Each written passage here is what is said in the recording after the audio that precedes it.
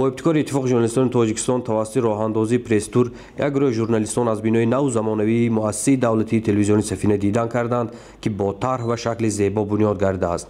امکانیت‌های نوی مؤسسه را دیرکتور تلویزیون سفینه ناصر سعید معرفی کرد. ژورنالیستان که با راهبری رئیس اتفاق ژورنالیستان تاجیکستان زینت‌الله اسماعیل‌زاده تشریف آورده بودند، با شرایط بینای نو شناس شده، همزمان در رفت ثبت برنامه‌ها اشتراک و محیط کاری همکسبانشان را از نزدیک دیدند. راستی بینای نو تلویزیون سفینه هم ظاهراً و هم از داخل بسیار زیبا و نظرروا بنیاد شده برای ایجادکنان ذوق شوق کاری می‌بخشد. طبق معلومات بنیاد انشاءات ماه ایولی سال 2022 آغاز یافته، کارهای ساختمانی قبل از همه با نظرداشت طلبات صاحبی با جلب 200 بناکار به سامان رسید.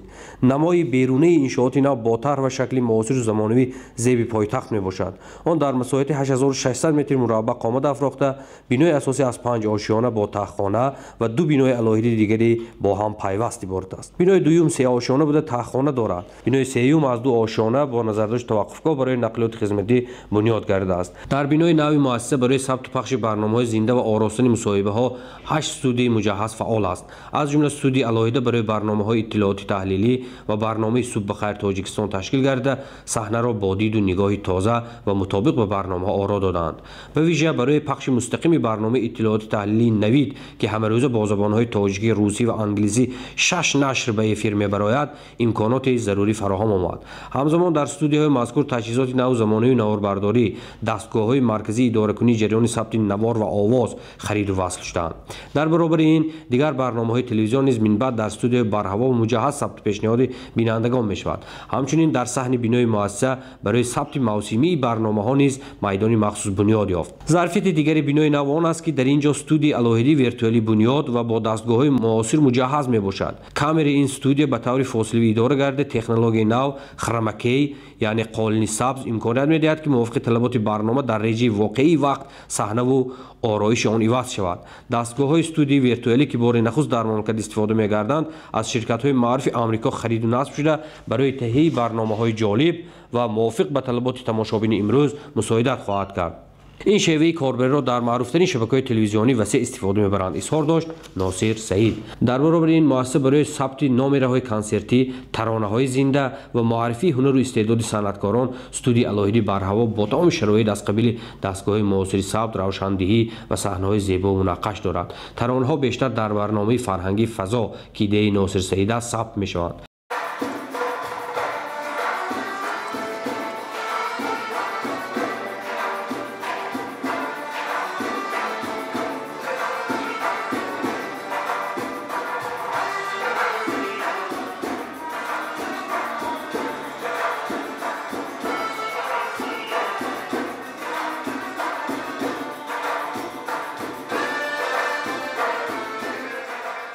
در برابر استودیوی زمانوی و دستگاه‌های پراقتدار صاحبی در انشاءات 63 حجره برهوای کاری موجود بوده. در آنها برای فعالیت روزنامه‌نگاران، محرران، تنظیمگران و هیئت تکنیکی شرایط ضروری فراهم است. هر اداره تنظیمگاه و حجره ثبت آواز دارد. طرح و نمای بیرونی و داخلی بنای نوی تلویزیون سفینه را با دید و نگاه تازه و دیزاین زمانی آرا دادند. از جمله انشاءات دارای لیفت و راهروهای برهوای زیباست.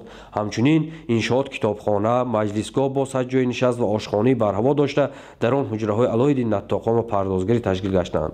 انشاءات به سیستم شهری گرمیدهی نیز پیوست است. از آنکه ورزش در برابر عامل حفظ سالمی بودنش همچنین وسیله زیبایی هم هست، در مؤسسه تالاری ورزش با تمام دستگاه‌های معاصری مشق و تمرین تشکیل یافت.